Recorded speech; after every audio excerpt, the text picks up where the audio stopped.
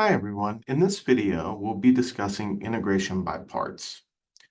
In particular, in this video, we're going to derive the integration by parts formula from our understanding of the product rule for derivatives. We'll use the integration by parts formula then to simplify integrals of various types. And finally, we will develop strategies for successfully applying the integration by parts formula to help us solve different types of integrals. So if you'll recall from our last video, the method of U substitution is a method of integration which essentially undoes the chain rule. So it takes integrands that look like something that might have come from the chain rule and in some sense undoes them to give us an appropriate antiderivative.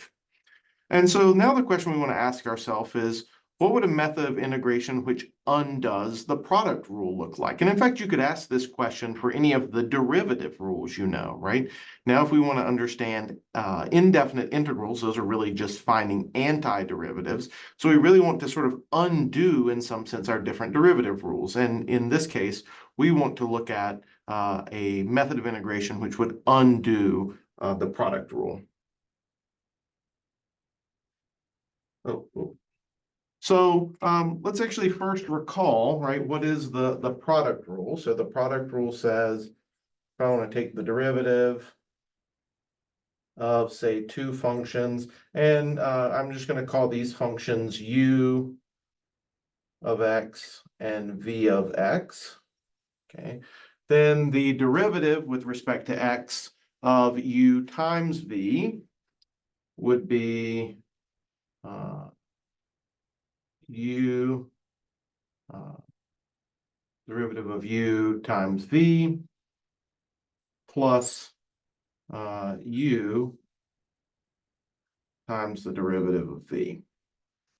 Okay, so what I have written here, right, this is just the product rule as you would have seen in a Calculus 1 course. But now we can ask ourselves, what if I took this equation and I integrated both sides of this expression, right? So what if I took and say integrated here, dx, and integrated this whole thing, dx, okay? Now, on the left-hand side, I now just have the indefinite integral of the derivative of this function. And by the fundamental theorem of calculus, that is simply this sitting right here, right? So another way to think about this is, what am I really asking here? I'm really asking for the antiderivative of this function. Well, what is this function, right? This is the derivative of this. So the antiderivative of the derivative of this function is just that function, okay? Now on the right-hand side, we really can't do much except we could break up this integral. It's the integral of a sum, so we could rewrite it as the integral of each piece of the sum.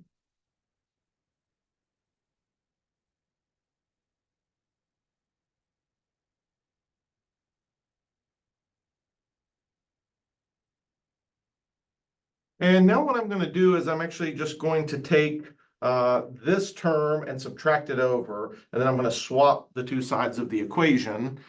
And so what I end up with is something that looks like this.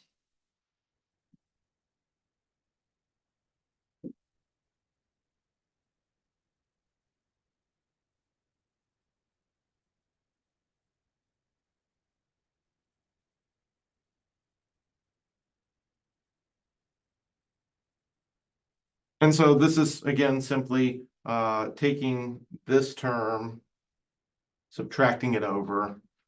That gives me this side. And then what I'm left with over here is this. Okay.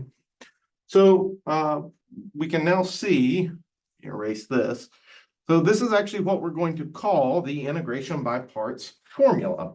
So you'll see on the top, I've actually just rewritten that same thing, but I've just dropped the sort of x piece, right? So we have the integral of u v prime dx is equal to u times v minus the integral of u prime v dx.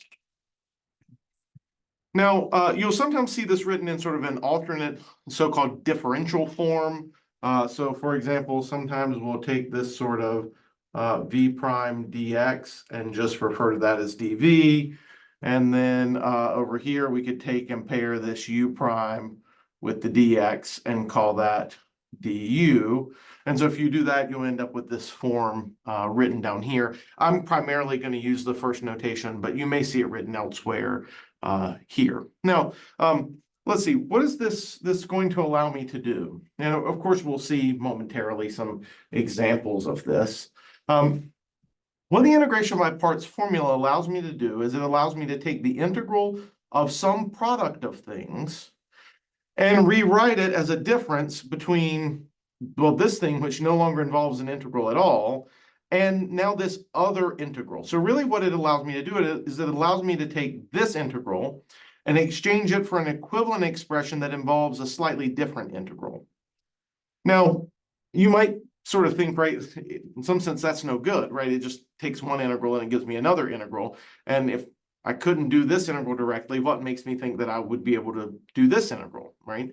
But the hope is that if we sort of are able to carefully select our u and v prime over here, we'll be able to use them in such a way that this integral is actually a much nicer integral to deal with. Okay, so that's going to be sort of our goal. Okay, to help make sense of this, let's start by looking at an example.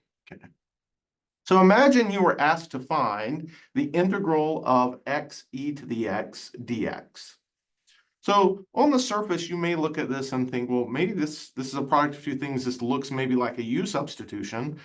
But the problem you run into is there's not really a function and its derivative sitting here, right? So I just have e to the x, its derivative is e to the x, and I don't have another e to the x sitting there. Or I have an x, its derivative is just 1, which I guess I could sort of imagine there's a 1 sitting out here. But then that wouldn't take care of the e to the x part. I wouldn't be able to express my integral solely in terms of u. So u substitution doesn't seem like a good idea here. Let's think about applying the integration by parts formula. Now, I'm going to tell you exactly in this case how to choose u and v prime. Then we'll discuss sort of why we might have made those choices and why other choices might not have been as good. Okay. So in this case, I'm going to come here and I'm going to let x be my u. And I'm going to let e to the x be my v prime. Okay. So then the integration by parts formula would say, and actually I'll just write it here, that this is equal to, okay, so I've got my u is x and my v prime is e to the x. But in the integration by parts formula, I'm also going to need u prime and I'm going to need v. Okay. So u prime, well, if u is x, then its derivative is just 1. V prime is e to the x. I need v. So here I need to take an antiderivative. Okay. So in this case, the antiderivative of e to the x, well, what's a function whose derivative is e to the x? That's just e to the x. Okay. So now applying my integration by parts formula, I should get u times v. Again, this is u and v minus the integral of u prime times v.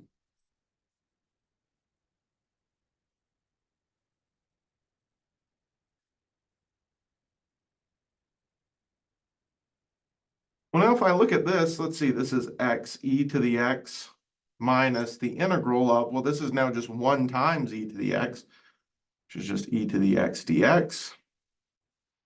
So this is x e to the x minus the antiderivative of e to the x is just e to the x. And then, of course, plus c at the end because we have an indefinite integral here and we want the whole family of antiderivatives here. But now I have my integral of x e to the x. It's x e to the x minus e to the x plus c. So notice here that while the integration by parts formula simply took this integral and exchanged it for this expression, which involves a different integral, the way we chose our u and v allowed this integral to be a simpler integral to deal with than the one we originally had. Okay. Now, let's notice sort of why that is. We chose these two things. We chose u and v prime up here, right? I could have chosen these in the opposite direction. I could have chosen v prime to be x, and I could have, I could have chosen x to be v prime and e to the x to be u, but I didn't. I chose u to be x and v prime to be e to the x. Now, when I change out the integral over here, the new integral I'm going to get is no longer going to involve u, it's going to involve u prime. So what was nice here is that when I differentiated this u, it got nicer, right? It's 1 is much easier to deal with than x in an integral. And when I took an antiderivative of v prime or e to the x, I might have hoped that it actually became a nicer function, but it at least didn't get any worse, right? So I managed to swap out this integral sitting here for this integral over here, which, well, this part got better, this part didn't get any worse, so overall, this integral is easier to deal with, okay? That's the entire sort of idea behind the method of integration by parts. Now, you might wonder, okay, well, what if we had picked u prime and v the other way around? So what if instead I had said, you know, I'm actually going to come here and I'm going to let my u be e to the x, and I'm going to let my x be my v prime. Well, I can still apply the integration by parts formula, okay? So I would get, I need to write out first. So my u would be e to the x. My v prime would be x. So then my u prime would be e to the x. Derivative of e to the x is e to the x. And my v would be the antiderivative of x, which would be x squared over 2. So now the integration by parts formula would give me u times v. So there's u times v minus the integral of u prime v.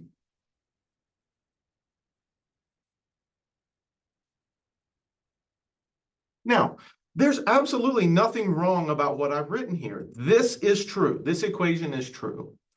It's just not helpful because that integral is no easier to deal with than the original integral that I started with. So your choice of u prime, or sorry, of u and v prime really comes down to choosing them in a way that will make this integral easier. And if you sort of choose them in the wrong way, it could make your integral worse, or at least it won't make it any better to deal with.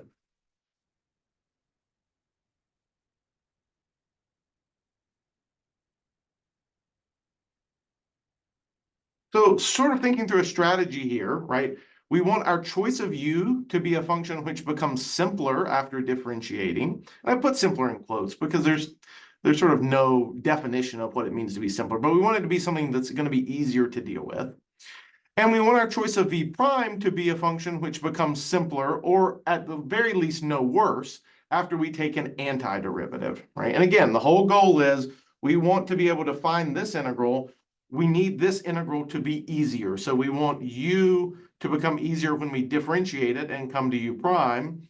And we want v to be a function, or v prime to be a function, which when I take its antiderivative to get to v, it at the very least doesn't get any worse. It would be nice if it actually got better. All right, so let's try to apply that strategy to the next problem. So here we're looking at the integral of x cosine of 3x dx. So I have my choices. I'm going to get to choose a u and a v prime. Okay. I want u to be a function which gets better when I differentiate. X certainly gets better when you differentiate, right? It's going to become 1. But cosine of 3x, it's not really, doesn't get better when you differentiate, but it doesn't get worse either. So it wouldn't maybe be a terrible choice. But let's think about v prime also. If I chose my x to be v prime, its antiderivative would be x squared over 2, which is somehow a more difficult function to deal with. Whereas if I choose cosine of 3x to be my v prime, when I take an antiderivative, I'm going to get some constant times sine of 3x, which, well, okay, that's not really any worse than cosine. I'm just going to trade a sine for a cosine. So it seems like here my best bet is probably to take my x to be my u, so I'm going to differentiate that, and then to take cosine of 3x to be my v prime. So I'm going to take u to be x, and I'm going to take v prime to be cosine of 3x. Okay, now I need to find my u prime. Well, that's just going to be 1. Now I need to take an antiderivative here. Okay, so if I look at this, what would give me as a derivative, when I take the derivative, would give me cosine of 3x. That would be like sine of 3x. But I'm going to get a 3 that comes out because of the chain rule, so I'm going to need a 1/3 out front here. So now I apply my integration by parts formula. So this integral then is equal to u times v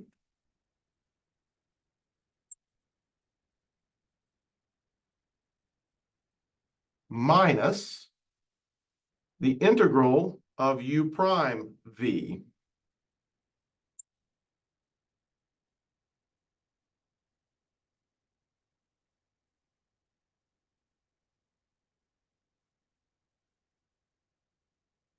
Now, if I look at this, this now looks much nicer. So if I right out here, I could pull that 1/3 outside of the integral.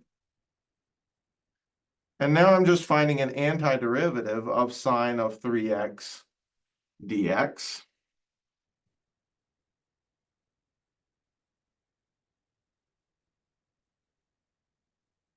And the antiderivative of sine of 3x, well, let's see, that's going to be a negative cosine when I take its derivative would give me sine. And I'm going to need a 1/3 out front, so it's negative 1/3 cosine of 3x. Ran off the screen there, but there's a plus c hanging out on the edge there. We'll get that here in a second. So when we clean this up a bit, this is 1/3, or sorry, x over 3 sine of 3x. Now I have a minus 1/3 times a minus 1/3. That's going to give me a plus 1/9 cosine of 3x, and then again a plus c. And that gives us our final answer. So again, choice of u makes it so that things get nicer when I take a derivative. Choice of v prime makes it so that things don't get any worse when I take an antiderivative. That makes it so that I swap out finding this integral really for the problem of finding this integral, and that's much easier to do.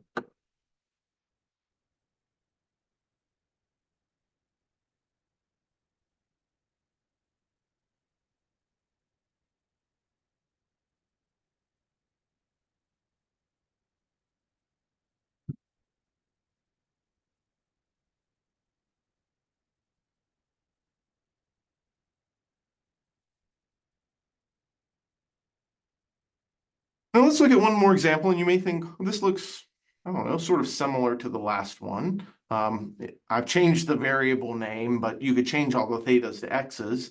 And if you change all the thetas to x's, the only thing that would really have changed is this, okay? But so what I want to do here is I want to show you sort of, what can happen just by making a small change here. It turns out we'll still be able to use integration by parts to simplify this, but we'll need to be a little more thoughtful about it, okay? So to start, I'm actually just going to rewrite this problem right over here. So I have the integral of theta squared cosine of 3 theta d theta. Okay. So I want to choose my u to be something that gets better when I differentiate. Okay. So this is going to be my u. This is going to be my v prime. So if I choose my u to be theta squared, my v prime to be cosine of 3 theta, Then taking a derivative gives me a u prime of 2 theta. And taking an antiderivative here gives me a 1/3 sine of 3 theta. All right, so now I apply the integration by parts formula. So let's see, after applying the integration by parts formula, I'll get u times v. That's going to give me, and sorry, I'm having to go down a little bit here. So that's going to give me a theta squared over 3 sine of 3 theta minus the integral of u prime v. That's going to give me a 2 theta over 3 sine of 3 theta d theta. Now, I can clean this up a little bit here. I have a factor of 2/3 here. I could just pull that out of the integral. Okay. If I do that, I'll be left in here with a theta and a 2/3 out front. So now I've swapped out, I've rewritten this integral as this, but I still don't know what to do with this. But if I look at this, this looks sort of like something I could apply the integration by parts formula to. Okay, so I could come over here for a second and say, you know what, let me just see if I can figure out what that integral is. Okay, so what if I wanted to find the integral of theta sine of 3 theta d theta? Well, all right, let me, my u should be theta. My v prime should be sine of 3 theta. So u prime will now just be 1. The derivative of theta is just 1. And my v, my antiderivative, will be negative 1/3 cosine of 3 theta. And now I apply the integration by parts formula. So this is u times v. It's going to be minus theta over 3 cosine of 3 theta minus the integral of u prime v.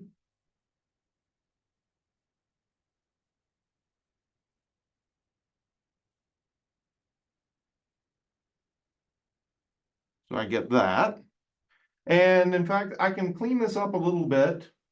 So this is minus theta over 3 cosine of 3 theta. Now I've got this minus 1/3 inside here. I can pull it out. So this will become plus 1/3 the integral of cosine of 3 theta d theta. Well, now I know an antiderivative for cosine of 3 theta. Okay, the antiderivative of cosine of 3 theta is 1/3 sine of 3 theta.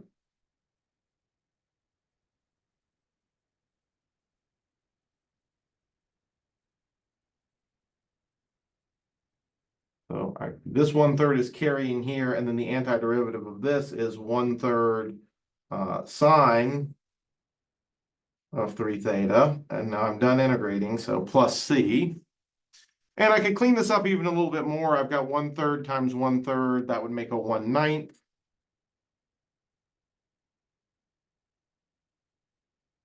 Clean this up even a little bit more by making that a 1/9.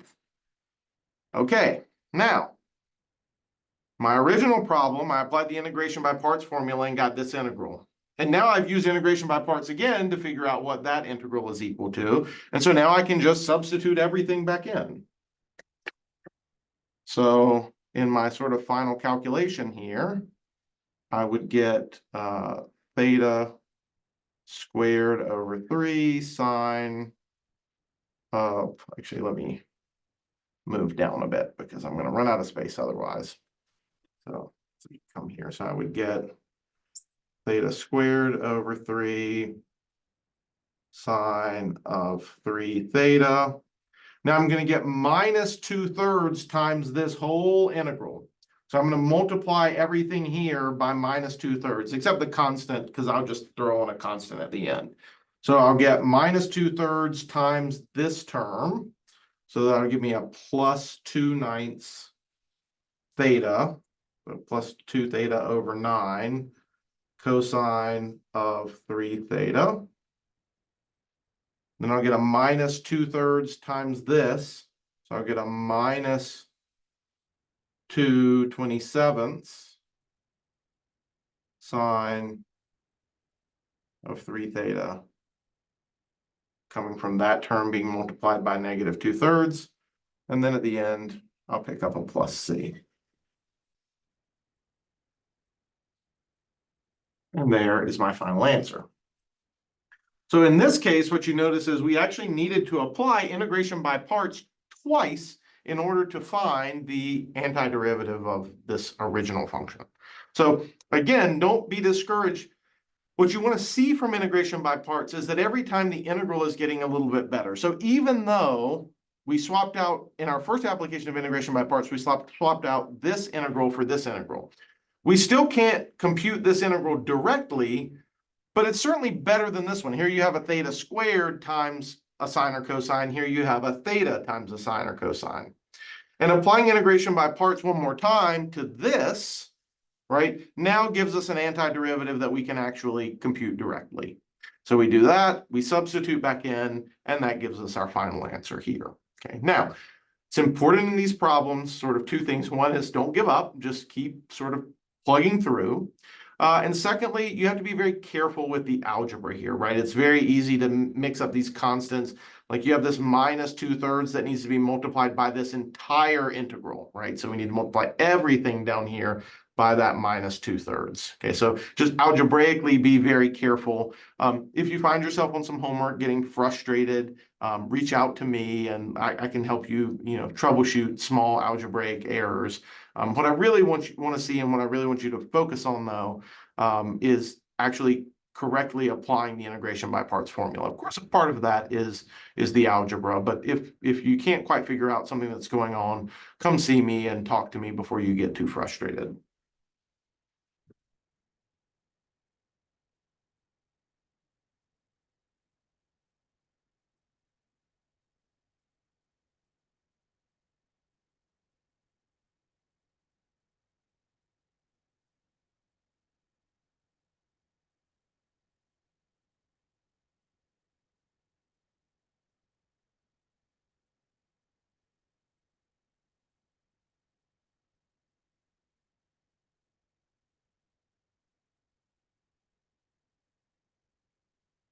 All right, now it's time for a knowledge check. So I want you to use your newfound knowledge of the integration by parts formula to find the integral of x squared e to the x dx.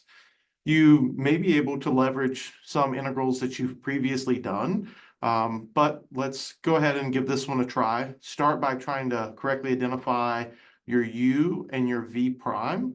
Apply the integration by parts formula, and then see where that takes you. Okay, great. Let's give this one a shot. So looking at this, you might be starting to pick up on some things. Often our choice of v prime is like e to the x if we see an e to the x sitting there. Why? Because when we take an antiderivative, it doesn't get any worse. So I might just sort of go ahead and guess that this e to the x term, wide there, this e to the x term is probably going to be my v prime, which means that this x squared is probably going to be my u. And of course, x squared does get better when we take a derivative. So if I let my u be x squared, then my u prime will be 2x. My v prime is e to the x, so my v will be e to the x. Okay. So now I'm going to apply my integration by parts formula here. So this will be equal to u times v, x squared e to the x, minus the integral of u prime v, 2x e to the x dx. Now, if I clean this up just a bit, this will give me x squared e to the x minus 2 times the integral of x e to the x dx. Well, if you look at this integral, that's actually the very first integral we did using integration by parts. So you could apply integration by parts again. That would just be repeating the work we've already done. Or we could use the fact that we already know what that integral is. The antiderivative of x e to the x is x e to the x minus e to the x. And now that we're done integrating, we put a plus c there, okay? You could actually clean this up a bit and factor some things out if you wanted. You'd end up with an x squared minus 2x plus 1 times e to the x plus c. And in fact, if you really wanted to simplify this, this is actually x minus 1 squared e to the x plus c. So here we can use integration by parts to help us simplify this integral to something that we've actually already integrated. But even if we hadn't already integrated, we could just integrate by parts again to get to our final answer. All right.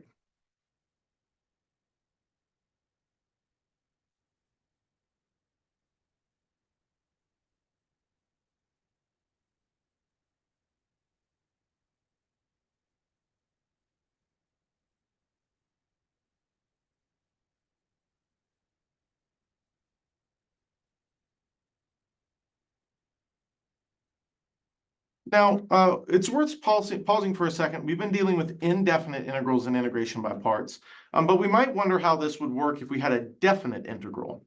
So what if instead of first integrating x e to the x dx, we had taken the definite integral, the integral from 0 to pi of x e to the x dx? So we could think about this in two ways. One is we can first just find the indefinite integral to find an antiderivative, right? So what we've already done, right, we already computed this, the indefinite integral. So we used integration by parts here. And we saw that this gave us x e to the x minus e to the x. So we could just come back to this problem then and say, okay, well then this integral would be, oh sorry, that was that plus c, right? So we could come up here and say, then the value of this ought to be, I can take any antiderivative I want, so I can let c be 0. So this should be x e to the x minus e to the x evaluated at at pi and 0, and just take the difference there. Okay, so that would give me pi e to the pi minus e to the pi.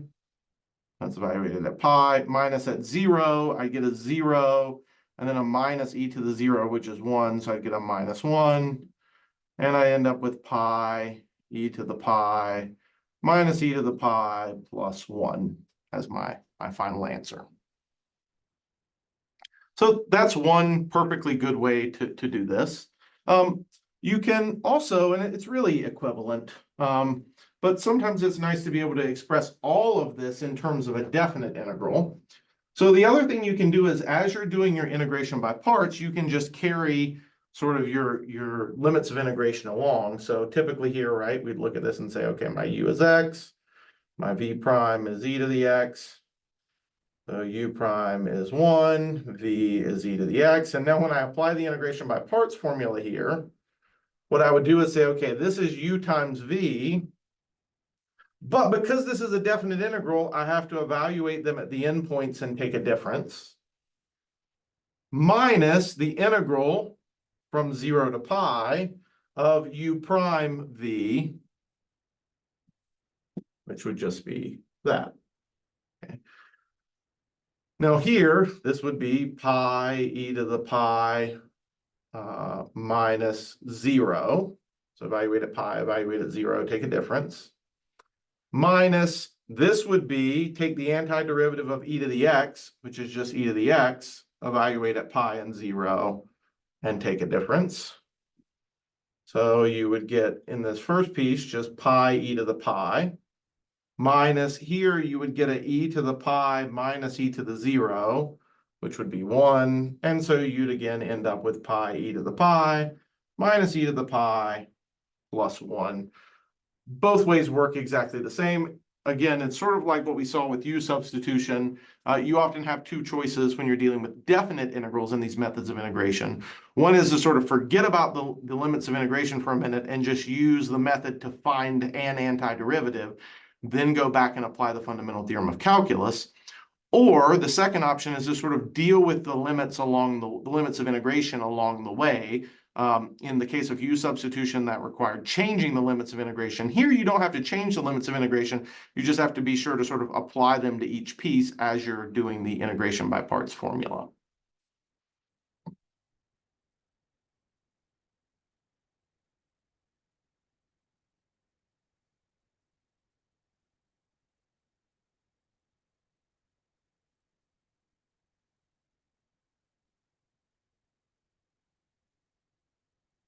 So now we want to look at a few trickier problems. And so I want to point out there's sort of a couple of things that can happen with integration by parts that can sometimes be counterintuitive. The first is that we sort of talked about this rule of thumb, right? That u should be a function which gets simpler when you take its derivative.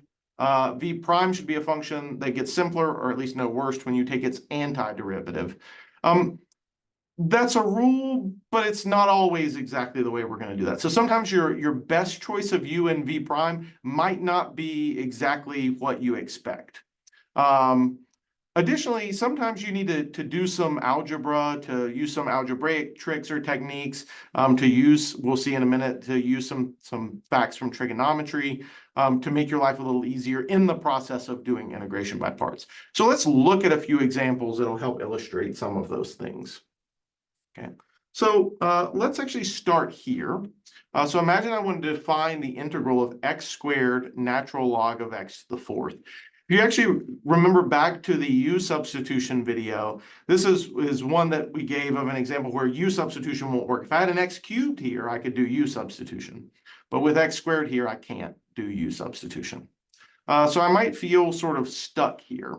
Now, typically, I would probably see that x squared and think, okay, if I'm going to use integration by parts, x squared is going to be my u, because when I take a derivative, it will get easier. Okay, so let's say I was going to try and do that. So I would say, okay, great, my u is going to be x squared. My v prime has to be everything else, so it's going to be natural log of x to the fourth. And I might start and I might feel really good here. That's 2x. That certainly got better when I took a derivative. The problem is, I don't know the antiderivative of the natural log of x to the fourth. That's a problem here, right? So this choice of u and v prime is not going to be helpful to me if I don't know the antiderivative of natural log of x to the fourth. Okay. So here I'm going to do something that seems counterintuitive. I'm going to swap my choice of u and v. And in part, the reason I'm going to do that is because I do know how to take a derivative of natural log of x to the fourth.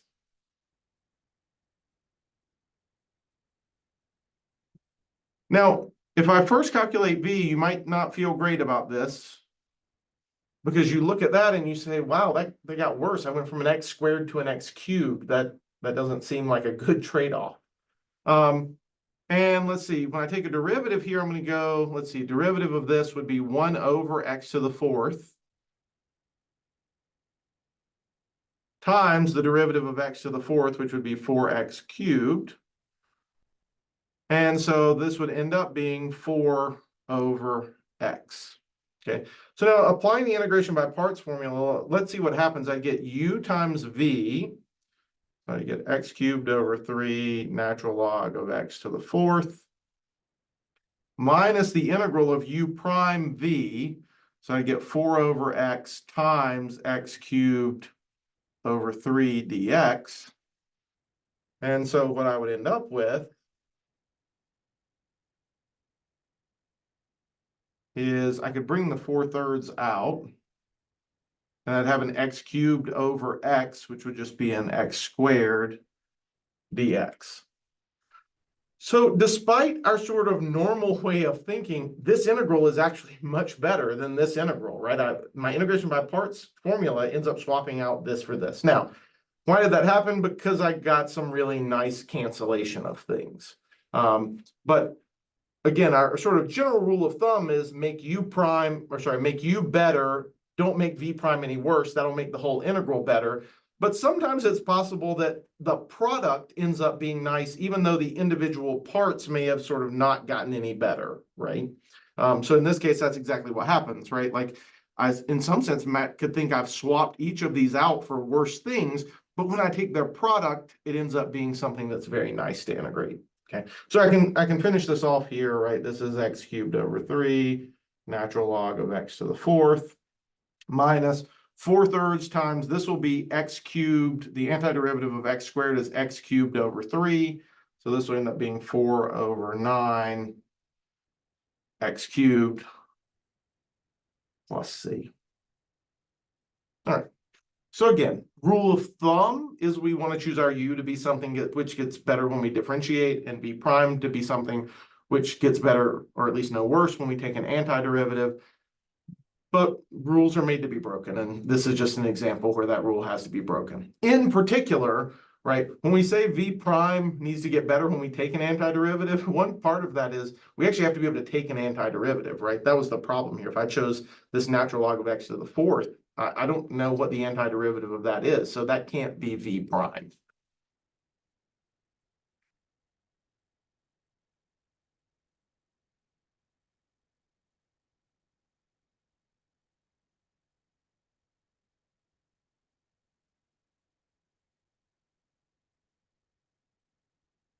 All right.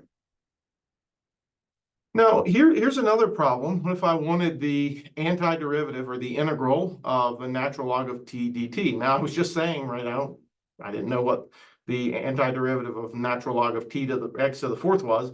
I don't know what the antiderivative of the natural log of t is. So this is certainly not a problem I can just do directly, right? I don't know any function that when I take its derivative, I get natural log of t. So I could look at this for a minute, and it also doesn't seem particularly well suited, at least initially, for integration by parts, because it's not a product of two things, right? Or at least it's not obviously a product of two things. But an important thing to remember is everything can be a product of two things if you're willing to rewrite it in a clever way.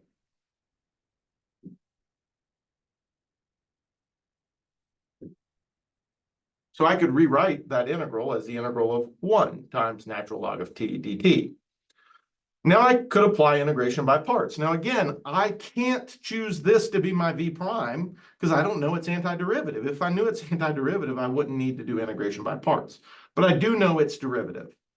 So I'm going to choose my u here to be natural log of t, and I'm going to choose my v prime to be 1.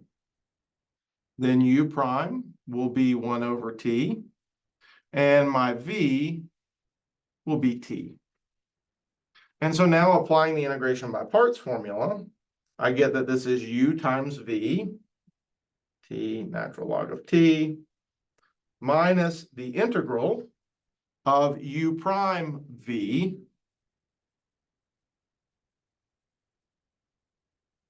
but this is just t natural log of t minus the integral of 1 dt, right? 1 over t times t is 1.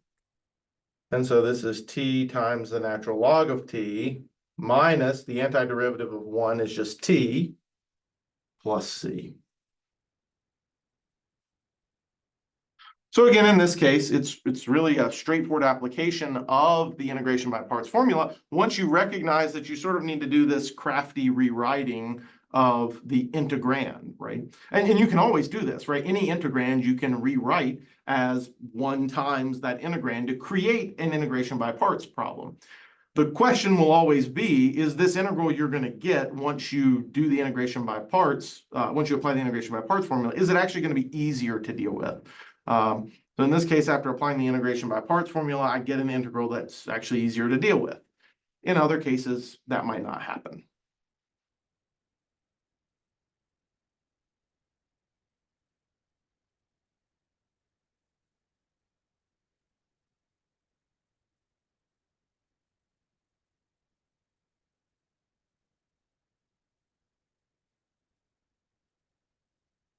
All right, now here we have the integral of sine squared of t dt. And we're going to do a similar sort of trick here. Now, we could rewrite this as 1 times sine squared of t dt. But since I have something squared here, it's actually sine squared of t is just a product sine of t times sine of t. So I can actually just rewrite this as sine of t times sine of t. Okay. And so I can apply my integration by parts formula by letting, well, one of these be u and the other one be v prime. They're the same thing, so it doesn't matter. It doesn't matter whether this is u or this is u. They're the same function. I'm going to choose my u to be sine of t and my v prime to be sine of t. Then my u prime will be cosine of t. And my v, being very careful, will be minus cosine of t, right? Because when I take a derivative of minus cosine, or derivative of cosine would give me minus sine. So minus cosine will give me sine when I take a derivative. All right.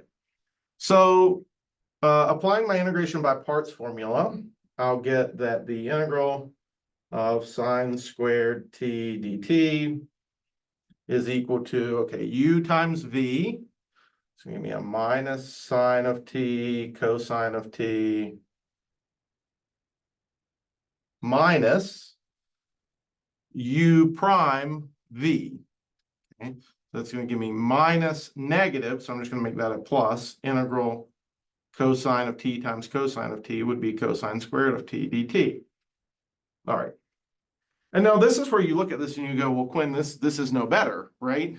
I just swapped out a sine squared of t integral for a cosine squared of t integral, but I'm not going to be able to find either of those. Okay. So this is where I'm going to use a little bit of trig to help me out here. So I'm going to leave this first part alone. But I'm going to rewrite this second part. I can rewrite this integral cosine squared of t. Let's see, if I recall from trig, let's see, this, I know that sine squared of t plus cosine squared of t is equal to 1. And so cosine squared of t is what? It's 1 minus sine squared of t. So you could rewrite that as 1 minus sine squared of t dt.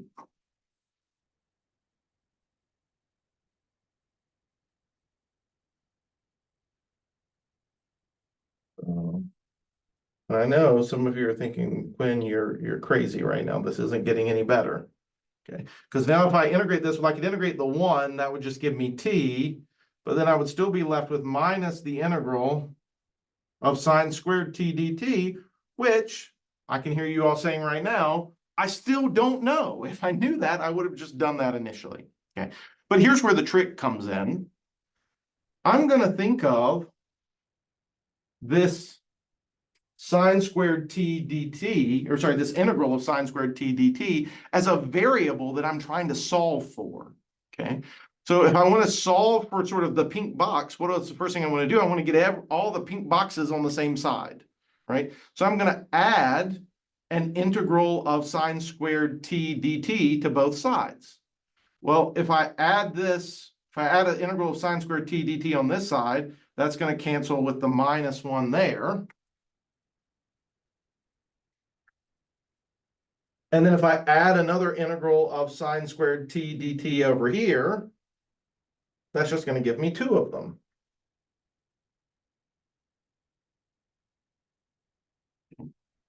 And so now, again, my goal is to solve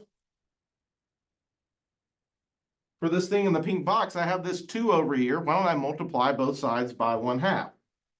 And if I do that, I'll end up with the integral of sine squared t dt is equal to minus 1/2 sine t cosine t plus t over 2 And then finally, at the end of the day, right, I need to pick up my constant of integration plus C. All right. So there's a couple tricky things going on here. The first is that we need to make use of some of these trig identities. We're actually going to see that making use of trig identities, it can be really helpful in solving lots of different types of integrals. We'll get more into that in a bit. But here we needed to use a trig identity. And the advantage of using that trig identity was it introduced this integral of sine squared t dt on both sides. And then I was able to treat that as a variable for which I was solving. Okay, so I then went through the step of getting both of the pink boxes on the same side. That gave me this 2 here, then multiplying everything through by 1/2 to get my final answer. Okay. So again, we're applying the integration by parts formula, but now that's just part of the problem, right? That's just part of the process of solving the problem, right? We also need to use some trig identities. We need to do some algebra to help us fully find that integral.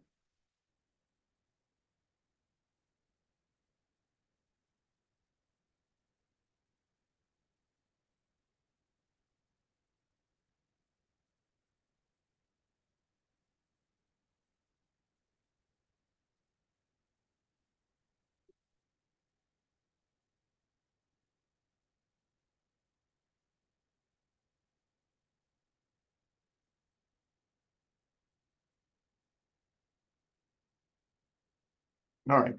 Now, this last example that I want to work through is a bit of a doozy.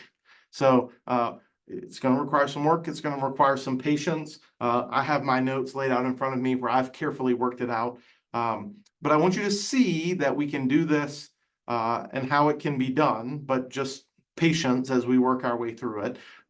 Again, there is some care needed to make sure we take care of negative signs and sort of do some algebra correctly, but we can get through this. So when you sort of look at this, this now sort of combines two things that in previous examples we would have chosen as our v prime. If you think about e to the x, it doesn't really get any better or worse when you take a derivative or antiderivative. Same with sine. If you take a derivative or antiderivative, you're going to get some constant times cosine of 3x, right? When you take a derivative or an antiderivative. The only thing that changes is what that constant is. Same thing with e to the x. If you take a derivative or an antiderivative, you're going to get some constant times e to the 2x. All that's going to change is what that constant is. So it sort of doesn't matter here. And so we might sort of think, okay, well, what if, let me just choose one of them to be u, choose the other one to be v prime. Let's see what happens. Okay, so to start with, I'm going to choose my u to be e to the 2x. Sorry, that's a little close there. I'm going to choose my u to be e to the 2x, and I'm going to choose my v prime to be sine of 3x. Okay, so my u prime will be 2 e to the 2x. And my v will be minus 1/3 cosine of 3x. All right, so I'm going to apply my integration by parts formula. So in doing that, I will get, so let me just sort of rewrite over here. If I start with the integral, e to the 2x sine of 3x dx, I'll get u times v. That'll give me a minus 1/3 e to the 2x cosine of 3x minus the integral of u prime v. Okay, now I'm going to do some algebra along the way to try and avoid having to write so much. So I'm going to get the integral of this thing. I'm going to get a minus 2/3 as a constant. So instead of subtracting that integral, I'll get a plus 2/3 times the integral of e to the 2x cosine of 3x dx. And so again, this is a perfectly good, this equality is true. It's a perfectly good application of the integration by parts formula. This integral is no easier to deal with. Okay, so I might think, well, let me try applying integration by parts again. Now, it's important here actually that because the first time I chose my u to be e to the 2x, I need to choose my u to be e to the 2x again. If I were to come here and I were to choose my u to be cosine of 3x, and I chose my v prime to be e to the minus 2x, I would actually undo all of this. And what I would show at the end of the day is that this integral is equal to itself. It would just undo everything and get me back to where I started. So here I'm going to again choose my u to be my e to the x. I'm going to choose my v prime to be cosine of 3x. So my u prime will, well, wait, sorry, I have it's e to the 2x. Sorry. And so this will be e to the, or sorry, 2 e to the 2x. And my v will be 1/3 sine of 3x. Okay. So now applying all this again, okay, so I still have the integral e to the 2x sine of 3x dx. This is minus 1/3 e to the 2x cosine of 3x plus, now I'm going to get 2/3 times this whole integral.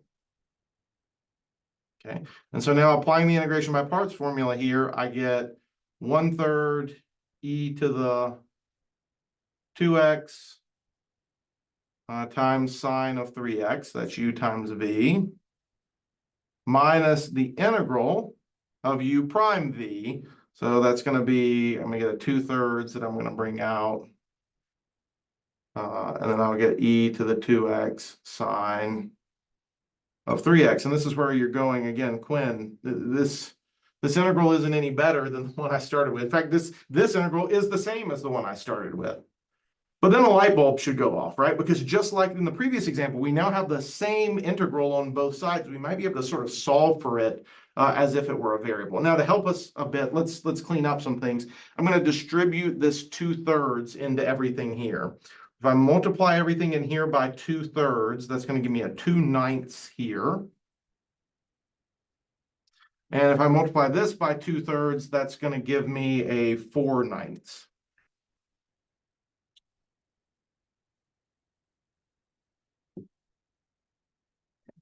And so again, now what I see is I see the same integral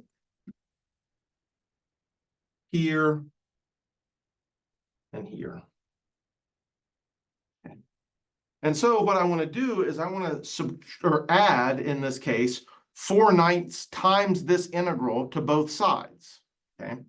So if I do that, I've got one green box over here. I'm going to add 4/9 of a green box to both sides. So that's going to give me then 1 plus 4/9. That's the same as 9/9 plus 4/9. So that's 13/9 times the integral of e to the 2x sine of 3x dx will be equal to now minus 1/3 e to the 2x cosine of 3x plus 2/9 e to the 2x sine of 3x. Okay, and again, we have all our integrals sort of taken in one spot now, so we'll throw the plus c on there. And now to solve, we simply need to multiply both sides by 9/13, right? If I multiply over here by 9/13, that'll become a 1, and that'll get me to my final answer. So doing that, so we'll multiply everything by 9/13. If I do that, multiplying by 9/13 here, that just becomes 1. Multiplying by 9/13 here is just going to become a 3/13. And multiplying by 9/13 here, this is just going to become 2/13. Okay. And so here we see that here we've integrated by parts twice in order to get back to sort of our original integral.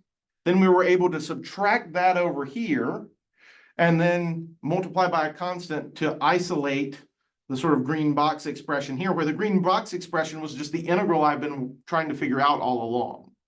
Okay. And so we get our final sort of antiderivative written down here. Now you may wonder, I didn't multiply by 9/13 here. C is an arbitrary constant. If you take any random constant and multiply by 9/13, you just get another arbitrary constant. So we don't really have to multiply the plus C part by 9/13. Or we could think of it sort of we are, but it doesn't really change the fact that it's still just an arbitrary constant. Okay. So with that in mind, let's sort of pause for a knowledge check, and maybe I'll sort of talk through this while I'm erasing here.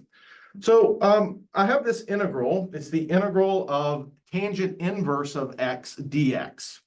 And imagine you're trying to find this integral.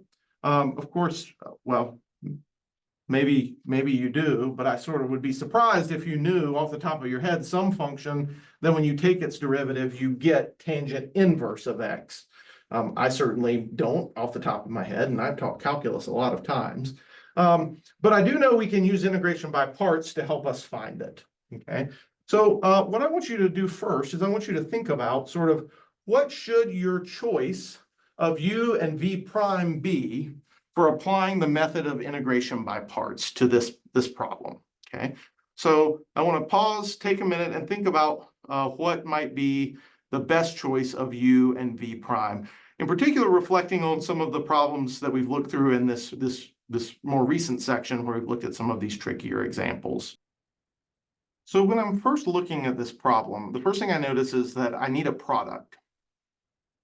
So in order to introduce a product, the standard way to do this, right, is just to multiply by 1. And this is nice because now I can choose my u to be tangent inverse of x, and I can choose my v prime to be 1.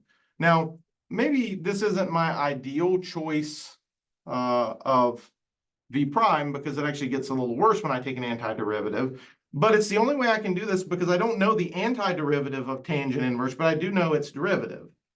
That's 1 over 1 plus x squared. Okay.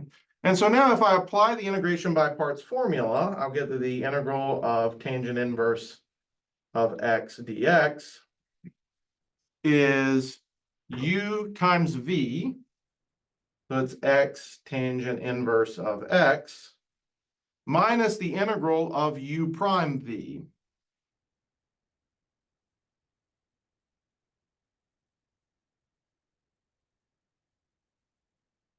And so now I look at this and I go, well, actually that integral, that looks like something I've seen before. It actually looks like a u substitution problem because I see a function, 1 plus x squared, and I see its derivative, x, or almost its derivative, sitting there. So now I can actually complete this problem by doing a u substitution here. So here, if I let u be 1 plus x squared, then du dx would be 2x. And again, I don't have 2x, I just have x. So I'm going to multiply both sides here by 1/2. And so now I get that this is x tangent inverse of x minus, now once I do the u substitution, I'll get a 1/2 integral 1 over u du. And the antiderivative of 1 over u is just natural log of u. So I get x tangent inverse of x minus 1/2. Move my load towards the bottom of the screen there. Minus 1/2 natural log of u plus c, because I'm done integrating now. But now I have to remember my u, and this is where you have to be careful. This is not our u from integration by parts. This is our u from the substitution. It was 1 plus x squared. So my final answer is x tangent inverse of x minus 1/2 natural log of 1 plus x squared plus c.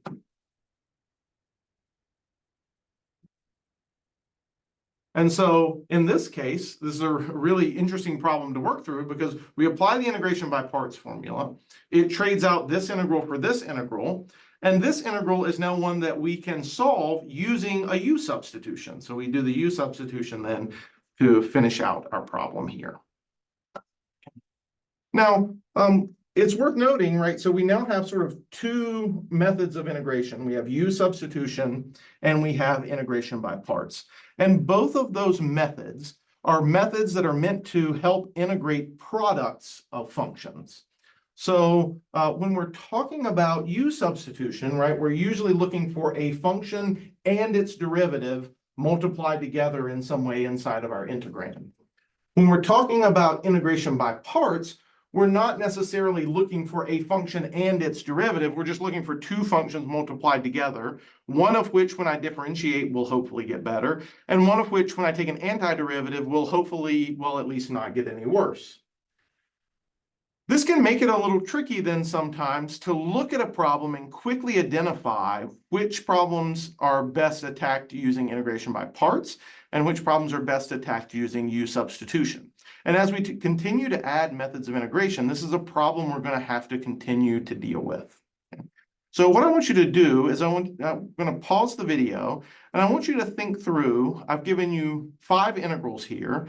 I want you to think through which of these would best be solved using integration by parts and which would best be solved using u substitution. And more importantly, than just guessing the right one, why are each of these better? Let me rephrase that. Why is one method better for attacking A than the other? Why is one method better than the other for attacking B? And so on. Okay, so think for a minute, and in particular, think about which of these 5 would best be done by integration by parts, and which of these 5 would best be done by u substitution. Okay, if we take a look at the first problem here, x e to the x squared, one of the first things we might notice is we have an x squared and we have an x here. And so in this case, we have a function and almost its derivative comprising our integrand. And so it's probably best to think about doing this by u substitution. So in this case, I would try a u substitution with my u being x squared. Okay. However, if I look in the second case, you might think, oh, I see an x squared and an x again. I'm going to try a u substitution. However, the problem is the derivative part is not multiplied sort of off to the side by itself. The derivative part would be trapped up here in this e to the x. So in this case, this is not likely to work by u substitution, but rather this is probably one we want to think about attacking by parts. Okay. And in fact, you can do this by integrating by parts twice. We've actually, right, sort of already seen that example. Okay. When I look at C, again, I see a square root of x squared plus 2. I see an x squared plus 2 and almost its derivative sitting here. That makes me think that substitution is probably the way to go.